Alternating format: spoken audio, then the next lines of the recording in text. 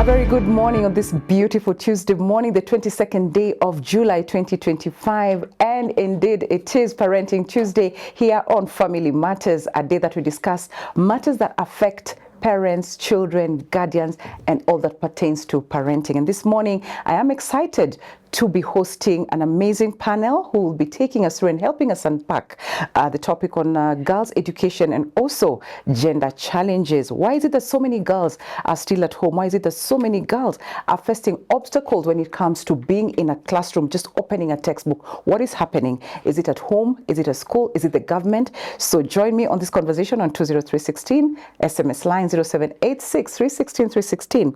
That is our WhatsApp line. So join in and be part of this conversation as we welcome the amazing guests in studio. Asanteni sana for making it here in good time. I'm really happy to be having you. Watu wa masomo, karibuni. And I'll start with you, Roslyn. Just Rosemary, come in and introduce yourself. Good morning, everybody. Thank you for tuning in. As you've heard, my name is Rosemary Chahilu. I'm a mother. I'm a mentor. Specializing in girl-child mentorship. I'm also a certified professional mediator. I'm a grandmother, a new title I achieved recently, and I'm also a pastor. Okay. Founder of Shunammite Woman Ministries. Yes. Congratulations, glamour. Now they say glamour. You look glamorous. Yeah, karibu sana. Jasper, please introduce yourself as well. Yeah, my name is Jasper. I am an educator as well as a law student. Okay. And I'm really honored that you gave me an invite to talk about gender issues, which I'm really passionate about. Lovely. Yeah. Karibu sana. Asante, and I'm so happy that actually gender, when you talk about it's balanced. I did want to have both males or both females. So with that, then you'll be told, how are you talking about gender and you're not even balancing your own panel. So just to start us off, maybe Rosemary, I'll start with you. What do you think is the current state of, girls' education in Kenya, be it rural, be it in the urban setup? Okay, thank you so much, Sally. I can say that according to my understanding, current education in Kenya has improved unlike the previous years, especially during my time when we were born. Right now, people have been civilized and they have really embraced education as compared to former years where people were really into traditions. Right now, many parents have embraced education, unlike our forefathers who used to believe that the girl child place was in the kitchen, was taking care of home, giving birth, managing home affairs, but it's not so, because even right now, the living standard has really gone up and it requires for girl child to also game up their game. So education has really been embraced both in rural and even in urban areas. Awesome. Let's get your view or perspective, Akili. Thank you. I think what my panel talks about education is correct as far as gender parity is concerned. Right. That as a country, we've been able to achieve almost 50-50 gender parity. Okay. Even when you look at the percentage of students when they're doing exams, you find that boys and girls, they're almost at gender parity. Okay. However, there are some areas within the country, especially in the ASAL area, areas, arid and semi-arid areas, where girls face a number of barriers, and therefore they're not able to access education. So while you're saying we're achieving gender parity, especially in the urban areas, the cosmopolitan areas, you find even in some counties, the girl child education has gained a lot of traction. You find some boys are lagging behind.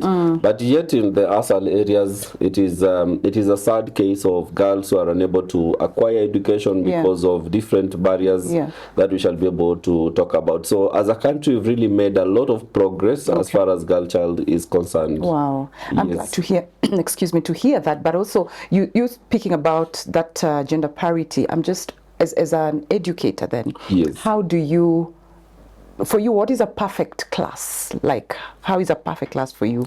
For me, a perfect class is where I have both genders, that is boys and girls, Yeah. who are participating in learning on equal basis. But what sometimes I experience, especially, let me give an example. I've been handling diploma students. Okay. So you find in a class, maybe there are 6 girls and then there are 7 boys. So you'll find that now the girls are all over the place in terms of their energy, their contribution in class, their assertiveness. Yeah. And the boys are just at the corner. They feel timid. That is a case which I've been able to share with even my bosses and my colleagues. Yeah. I'm like, yes, we have boys in class, Yeah. but you look at how the girls are so determined, they're so assertive. And I ask myself, what is wrong with boy child nowadays? Because now they are being overshadowed by the girls within the class setup. And yet there are many, there are more in numbers. Yeah. Yes. Interesting. We're going to get deeper into that and understand probably why that is happening. Rosemary, for you, when we talk about girls' education, you say that you said actually it even starts from home. You agree to that. How does it start from? How do you start just shaping and molding this girl even from home? Okay, I believe that the education of a girl child starts from home, and this squarely lies in the hands of mothers. You remember in African culture many years ago, aunties were the ones set aside, assigned to mentor girls, teach them about life. But there was this aspect of education that was lacking. But right now, I know I'm talking to knowledgeable mothers, and I believe a mother plays a key role in educating her girl child. Okay. So I advocate, and I'm a believer of when you mothers to girls, you can start it from home. You don't need to know everything. You just need to emphasize to your daughters the importance of education. And Sally, maybe this, let me just take you back a little bit. This reminds me of a vision I had in 2007. God gave me a vision about girl child mentorship. And I remember one of the key pointers God was leading me to emphasize on was the importance of education to a girl child. And I began in the house, gathering our girls within the estate and just teaching them to embrace education, because clearly education is a key. So it starts from home. Before we go to schools, we start from home. Okay. Yes. But when you say that, you know, the mother is squarely, the upbringing or the mentorship starts with the mother squarely. Do you think that would be fair to the fathers? Because probably we have fathers who are also raising their child, their girl child, for example. Okay, it should be balanced. Let me say both parents, because also I believe fathers also play a major role in the education of their children, both genders, that is sons and daughters.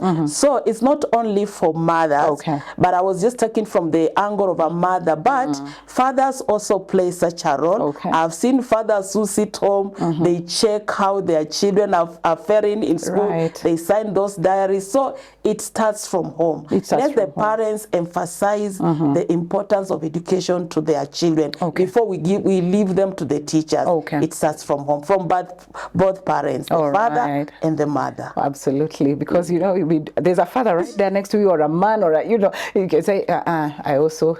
Do you want to add something? I think mothers as well as fathers play a critical role. Because what we usually say is some of these problems that manifest in school, they start all the way from home. Because if the child, be it a girl or a boy, is not given that love at home, then that particular child will come and look for that love in school. And sometimes you find in that quest of looking for love, then the child is likely to be an indisciplined child, because now he or she is going to seek for attention in school, which he or she might not get. And therefore, that is where now the problem begins. But a child who is loved at home, given assurances by the parents, that child is calm, settled mentally, and learns quite easily. But in a case where then there is there are these children who come from broken homes, because most of them are disturbed. psychologically. Okay. As a child, they're vulnerable. Yeah. They don't know what is really happening. So you find that they lack that love, which now manifests in different ways of be it in discipline in school and emotional turmoil among themselves. Okay. Yeah. And just speaking about the problems probably this girl comes with from home, and then so what are some of the challenges also do they go through just as a girl child, you know, leave alone the home issue now in a school setup? What are some of the challenges that probably these girls, you had talked about it, but you said we'll go deeper into it. Yes. Would you please take us through that? There are quite a number of challenges. The first one, I mean, this is a current issue that is happening within the country, where we've seen some schools, the learners are complaining that there are some male teachers in school who are sexually harassing them. And you find this thing has gone on for quite a while. For years, decades. Yeah, for years and decades. So if you find a girl who is sexually harassed, that child is not going to learn like any other child. Right. He's going to have a lot of anxiety. A lot of stress. The mind is not going to get settled. Low self-esteem, because she'll be at the corner and thinking like, what did I do? I mean, what did I do with the teacher? So there is that aspect of sexual harassment, even from the male teachers. As far as we have the laws, the Teacher Service Commission Act, the Children's Act, the Basic Education Act, but you still find these things are happening, including even yesterday, where Kaplong girls, they went on rampage, went home because apparently there is a teacher there who has been sexually harassing and molesting the girls. Yes, that is one of the challenge. The other one, you look at even in the rural areas where poverty is a major issue, including even the sanitary pads, where some girls cannot afford the sanitary pads. You have the issue of insecurity. Once there is insecurity, the first people who are affected are children, especially the school-going children. You have a case here in Kenya, especially in the ASAL areas, where the children have not gone to school for a long time because of insecurity, you know, banditry in the northern part of the country. So learners are not going to school to access education. And we usually say that education is the only equalizer that we have. So if you don't get education, you cannot be able to expose yourself to the world. Sadly, if you never went to school, probably right now you could not be here. You could be doing something else. So these children do not get that education. Then there's an aspect of stereotyping still, where in some communities they believe girl child should not be given a priority. Early marriage takes precedence. I remember there's a school I used to teach, and then some girls used to say about others that this one has been booked. In other words, she's in school, but she has been booked by someone's wife already. Yeah, someone's wife already. And most of those girls, they were registering bad grades. So as a teacher, when you try to look into those bad grades, talk to the learners, put in strategies, but for them, they have no concern because they have been booked. So you find those early marriages play out. They do. Yeah. Okay. You've talked about, I love that you've mentioned the incident in one of our schools, you know, very popular schools that is doing so well, having that incident of molestation and sexual harassment. Rosemary, what do you think took so long? Why do you think it took so long for the girls to speak up? And also, why did it go unnoticed maybe for a very long time? Actually, over a decade. And the chase, so you can imagine every other new, the Form 1s, they come in, he has a new, you know, someone to, why do you think it went on for that long? I think it went for long because girls hadn't been educated or empowered. known their rights, when to come and speak out. And you know, due to stigmatization, a girl will feel like, okay, I've been molested, she's shy. She shies off from sharing. And in the first place, she's not sure of whom to share with, because maybe from home, she's not comfortable sharing with the parents, or in school, and the more so to the female teachers, most of them, they may not have the capacity on how to handle that. So that's, I think, it's one of the reasons why molestation has gone in school for too long, and girls not speaking about it. And maybe we can talk about the way forward. I think there's need for mentorship. There's need for mentorship, and every school can come up with a plan or a program on how a girl child can be mentored, so that they are told when to speak, what they should not allow to happen to them, and what they should allow. And when that which is not allowed, like the sexual harassment, they should come out without fear and confide in someone, like maybe a mentor. As I said, teachers may not, female teachers, all of them, okay, you know, we are gifted differently, but in most cases you find that we may not have really the mentors in teachers in schools. So maybe the school management can look into that. You know, like days of parents, I know we have some knowledgeable parents, parents who can come in willingly just to offer such services, or they can employ a mentor on contract, somebody who just come in school once in a while, get to talk to girls, and they give girls a room just to have a one-on-one where they can confide without feeling like I'll be exposed, because they know there are some things even a girl fears to share, like maybe she has been molested. It will not be easy for a girl to approach the teacher, like a female teacher. So I think this is where we need mentorship to help to be able to cap that. All right. You want to add something? For me, it is an for me, it's an indictment on our policies that we have in schools. For example, when something has happened for almost 10 years without any report being made, without any action being made, it just a revelation that within our schools we don't have policies that deal with sexual harassment. I mean, you go to some countries, which you've had, even in the United States of America, even simple things can really land you in trouble. Absolutely. But in a case where this behavior in Kenyan schools goes on for a long time, I mean, you have someone who finished school, someone is a mother now, that is when she's revealing that this aspect has been taking place within the schools. It's just a wake-up call, especially in the Ministry of Education and even us Kenyans, to have a wider conversation. What kind of policies on sexual harassment can we put in schools so that it can even be easy for the girls or even the boys as well to be able to report these issues comfortably. I love that. Yeah, thank you so much for adding that onto what Rosemary had said. You know, very important issues there.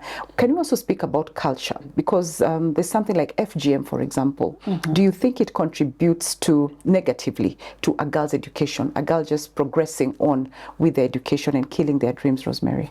Yes, it does. And you know, unfortunately, there are still some tribes in our land which still practice that, and in a way it demoralizes the girl child, because like the girl doesn't understand why she has to go through such.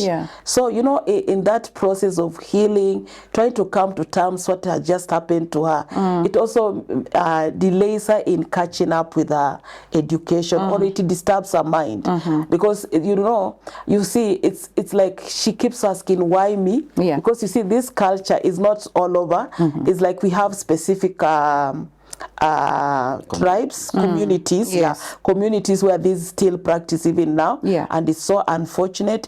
This one, in a way, it will affect the girl child mental health. It will affect her, because remember, when this is done, number one, it will make the girl not to go to school. She has to stay home for healing. Then even after healing, just coming to terms, because I'm sure even before they go through such, they're not even prepared. Some of them are really ambushed. So it's really it really affects the education of a girl child. Yeah, because look at this, Sally. When this girl is going through that process, number one, maybe it's during school time, or even if it's during the closure of school. By the time the school is opening, the girl is not yet healed. Okay, maybe that place, the process may have been healed, but coming to the mind, the torture, because it's also a torture to the mind of a girl child. So we pray that maybe as time goes by, we'll have measures in place how this can be stopped in certain communities. Okay. Yeah. Wow, I love what you said, because the stigmatization right in there. Yeah, Mwalimu, let's speak about the STEM. You know, STEM. Let's speak about STEM, because for girls to be empowered, they also have to have equal opportunities out there in the job market. How then do you, as educators, prepare these girls for the STEM subjects, for example? Yeah, it's quite an important component that is STEM. You look at previously, some years back, there were some careers that were a preserve of men. Right. I mean, you have girls who love sciences, and people are surprised, how come you love sciences? But there is no specific study which shows that, you know, girls cannot comprehend sciences like their counterparts who are the boys. So girls also have equal access. Now, it goes to the heart of the teachers. Right. For example, in some of these areas that we've mentioned, the ASAL areas or any other school, there need to be teachers for learning to take place. Then there need to be resources within these particular schools. But I'm afraid quite a number of our schools are underfunded. So you'll find there are some areas where they do not have equipment. You know, science needs a lot of practicals, be it biology, chemistry, or physics. So if you find a school is financially incapacitated, or the government has not provided enough funds for them to acquire these facilities, so it means that STEM is going to suffer a lot. Absolutely. I am a history teacher. For example, for a learner to understand my subject, I don't need to take the learner to the lab. Even if I do not take the learner to the lab, that learner can still pass with flying colors without going to the lab. But you find that science are practical-based subjects. So I think to that extent, let us provide enough facilities for these particular learners, the girls included, so that they can be able to develop interest, so that they can get into these particular careers. But I love the fact that even nowadays you find girls who are doing well in sciences, they're taking over careers that were predominantly taken by men. So there is that particular improvement. Right. But again, it's a different story, especially, as I said, in the ASAL areas, whereby these particular learners can do well in these other theoretical subjects, do well in languages, but when it comes to sciences, they don't do well. And that is revealed even by looking at the data of the Kenya National Examinations Council. If you look at the data of students who are scoring E's, D minus, E pluses, most of them are girls, and the reason is because they don't do well in sciences. So there's that also a stereotype that girls cannot do well in sciences. So if there is perpetuation of that stereotype, it means it will get into them that they cannot do well in sciences, which I think for me is not correct. Okay. Yeah. Wow. And I love you've mentioned about you know, whatever you do, in sciences, for example, they need labs, is it? Okay, and I think there's something I was watching yesterday on a TV station, and they're talking about nearly 1,600 schools only have scientific labs. 33% of schools only have, you know, computer labs. So for sure, then this agenda of STEM is definitely sabotaged in one way or the other by the ministry, if we can say that. Before we get back to the conversation, we're talking about the STEM subjects, how we prepare our girls to get into the job market. But before we go back into this conversation, let's go into our socials. And Akisa Nyele, a very good morning. Good morning, Sally and the guests. I'm loving the discussion today. Thank you so much, Akisa. Then there's also someone watching or listening listening somewhere, and he's saying the focus on girls' education is great, but it has shifted the attitude towards boy child education significantly. The boy child is disadvantaged, especially in rural and marginalized areas. How can we build an education system that is sustainable for both genders? Very good question there. Also ask the guests, cases of sexual harassment by teachers are on the rise. How safe are schools for girls today? So I think the person is talking about both genders, but also very concerned about the girl child, I think, based on what we saw or had the other day. Mwalimu, you touched on it, but I may want you to just, when it comes to the ministry, or how then can we build a system that is sustainable for both genders? I think it calls for us to go back to the drawing board. Right. As I said, the issue of increasing cases of sexual harassment. Yeah. For us to have a policy within the schools, which can be implemented and also enforced. Yes, we do have, as I said, the Teacher Service Commission Act, the Children's Act, and so many regulations. Yeah. But then it seems that they're not working. So we should go back and ask ourselves, what are some of these policies? Yeah. What are some of these methodologies we can put in schools to make it even easy for the learners to report and action to be taken to arrest the situation before it becomes dire? Okay. Yes. Wow, lovely. Rosemary, probably you're a mother of girls as well. Probably you may want to respond to this. Then how do you balance out the boy child and the girl child? Because you can't be raising girl child very, very well and ignoring these boys. What do you have in mind when it comes to the boy child? Well, for sure, boy child is actually disadvantaged. Yeah. We are busy bringing up, mentoring girls, investing so much in our girls. And the question, Sally, I want to pose to all of us, even the viewers, who are we preparing our girls for? Yeah.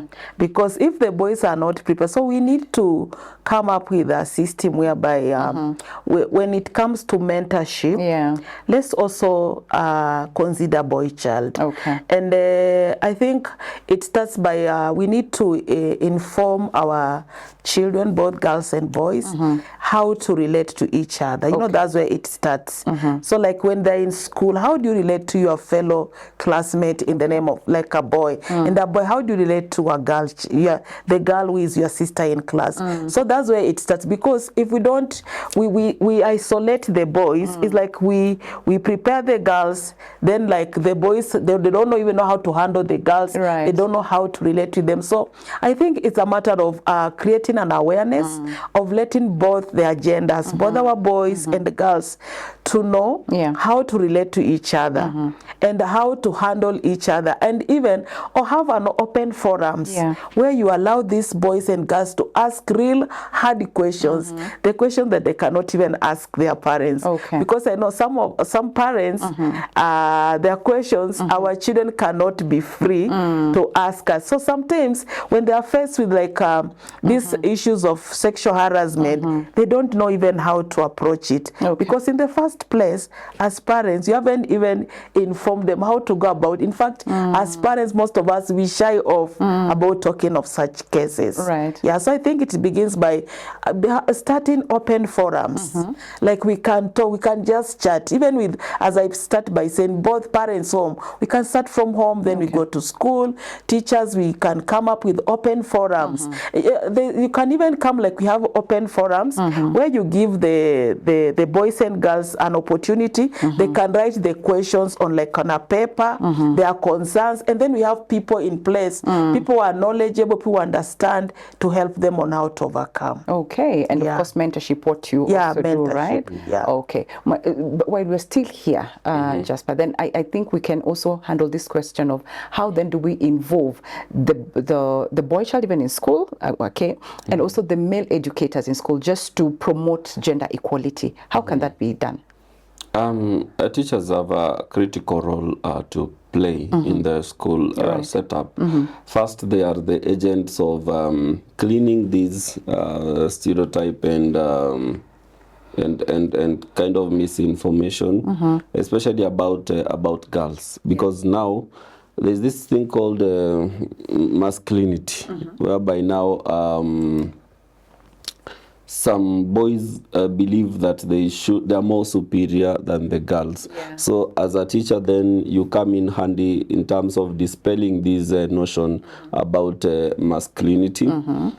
Looking at a class setup, if you're teaching, then you must give equal opportunity to both genders. It shouldn't be that the boys are the ones doing everything, the girls are the ones doing everything. You should be able to give them equal opportunity, and even the activities within school, it should be able to integrate both genders. For example, if you have a head boy, we should also have a head girl. Right. It shouldn't be that's only one gender that is being favored. And sometimes once the learners realize there is a gender being favored, then the results are quite catastrophic. Okay. You go back even to the years, I think it was Changuli High School, where one gender felt favored, and then that led to the touching down of the dormitory, and quite a number of learners lost their lives. Yeah. So let learners be treated equally without any preference, be it from the teachers or from the school administration. Wow. Yes. Okay, thank you so much for that response. Then there's also someone here who is watching or listening, and they're saying, good morning, Sally and the guest. I'm just here wondering if something like school proximity, you know, or even lack of sanitation or menstrual health resources can in one way or another impact girls' attendance to school, Rosemary. Do you think that can affect how close is the girl, you know, to school, you know, menstrual health that Jasper had already touched on, but you can speak to it. Yes, lack of sanitary towels can really affect a girl's attendance to school. Right. Because you find like when a girl is messed in that area, she even feels ashamed even to sit in a class. Yeah. And so I think the best way forward for this, we can argue the CSR that can come up with programs where they provide sanitary towels free to schools, or just people who are willing to offer such services can buy sanitary towels and take them to schools, so that any girl that could be in need of it, they can be provided. Because sometimes you see when a girl is messed up in that area, the following day, you know, may not be easy for her to report to school. She will like, let me stay home until this thing is done, then I go back to school. So this is something that is workable. We can come in as different companies. The school can reach out for help, even among the teachers. They can do something. They can start from there, like reach out, request for people to provide, so that this doesn't stop girls from attending school. All right. Okay, so it's a possibility that you know, it can be sorted out and they attend school. Yes. Proximity to schools, Mwalimu, is it something that can affect attendance? Yeah, proximity to school really affects attendance. That is why we've been advocating for the government to establish schools, many schools, so that a learner doesn't have to walk maybe 10 kilometers, 15 kilometers to go to school.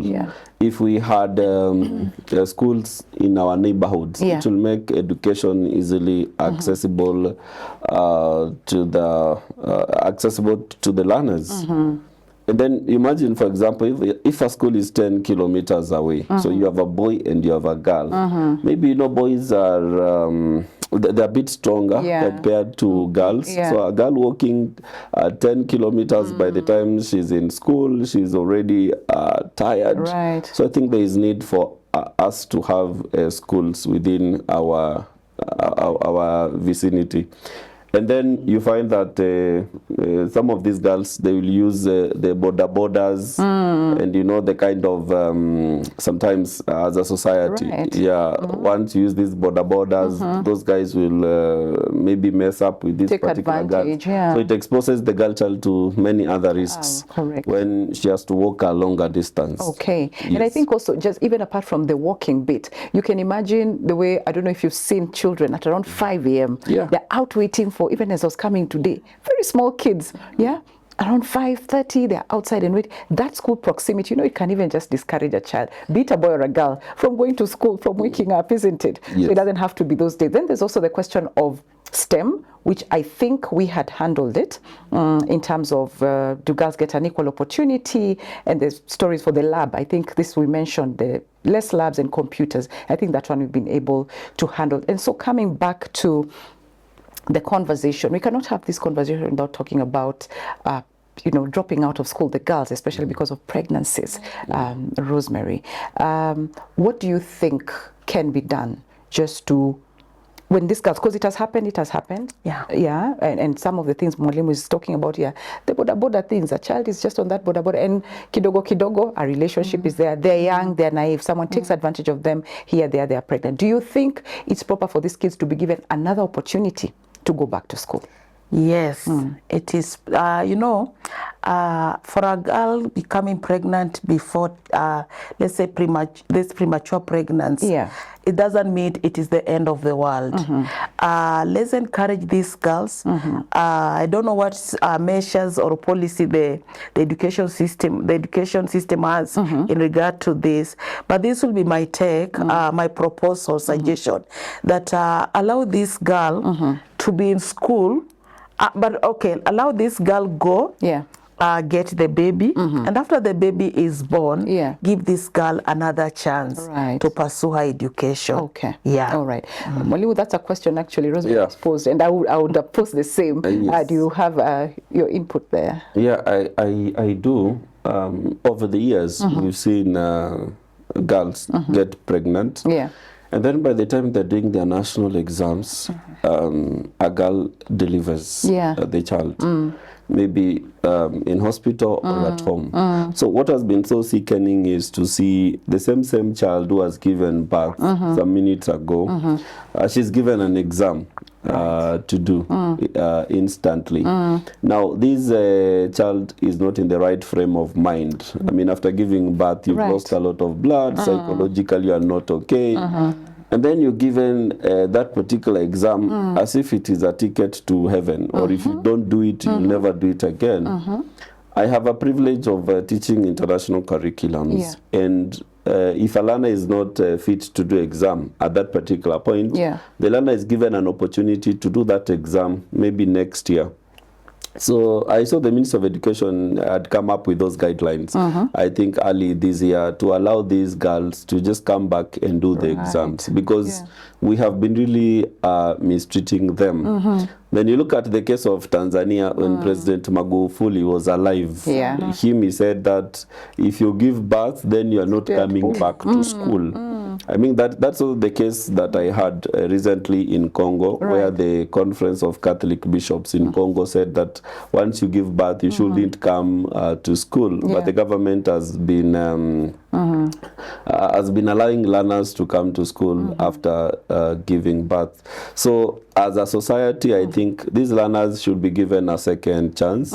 Education is a very powerful tool. The fact that one has got a child while in high school is not the end of life. And as a society, as the government, as the Minister of Education, they should put in place mechanisms of helping these learners to even adjust to the normal school life. There should not be a condemnation, because these are issues that we are grappling with. But for me, the fact that we have the Minister of Education proposing exams, supplementary exams for these particular learners, some of them could be sick, some of them maybe it's issues to do with the transportation. Surely national exams is not a matter of life and death. It can just be taken another time. Absolutely. Absolutely. I like that, and I pray that, you know, that can be put into place, can be implemented, because sometimes just on paper and then we don't get to see the fruits of it. And I remember from what you've said, Mwalimu, I think it was a head teacher somewhere who had to hold a baby for the mother to do exams. And really, like you're saying, it's not a matter of life and death. Anyway, let's go back to our socials. I'm seeing Otieno here saying, good morning. I believe a lot of these challenges facing the girl child in school can be resolved with greater empowerment and involvement of female teachers. There have been girls before and therefore are best placed to protect and mentor them. That is Otieno speaking. I don't know if you agree I to agree. what he's saying. I totally agree with what she's saying.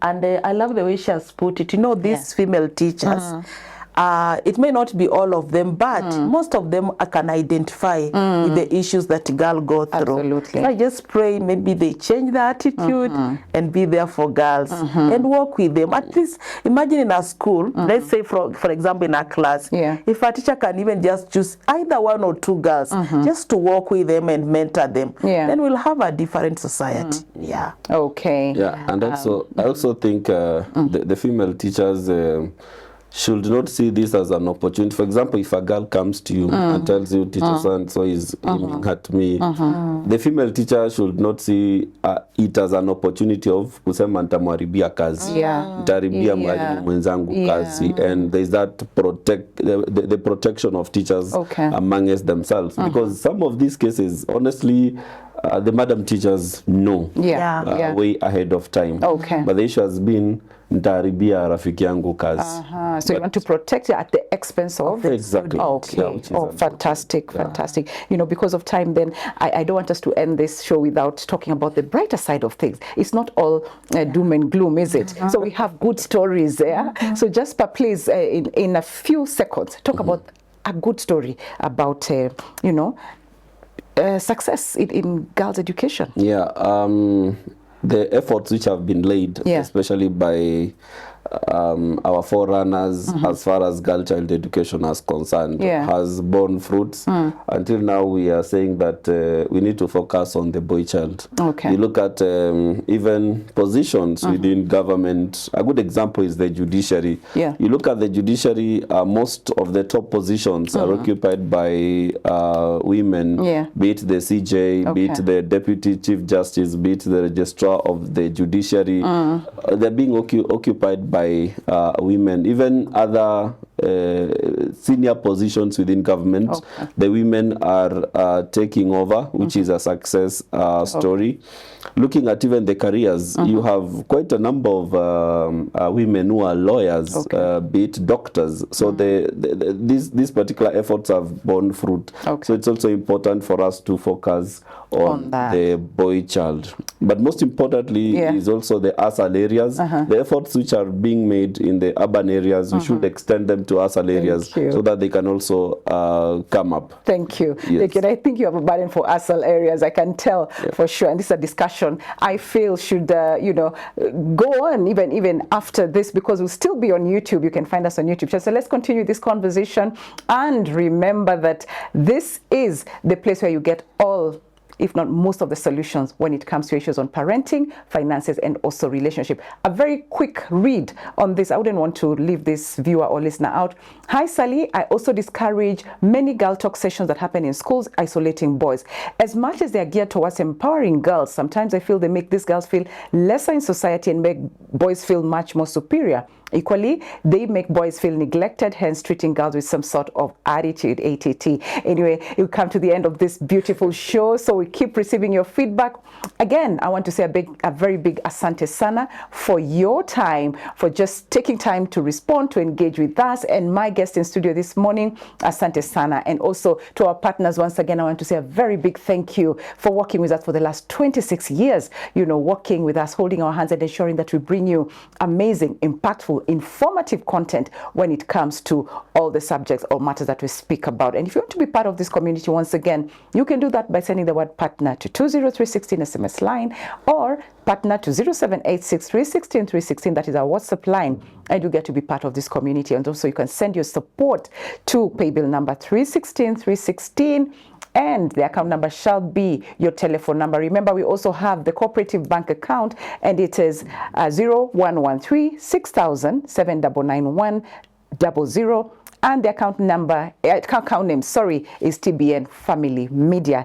Thank you so much. See you again tomorrow on Matters Finance. We'll be talking about the thrift business. So if you want to be a thrift business person, or you're already in it, get to learn much more tomorrow between 7 a.m. and 8 a.m. right here on Family Matters Financial Clinic. God bless you and keep you. See you again tomorrow.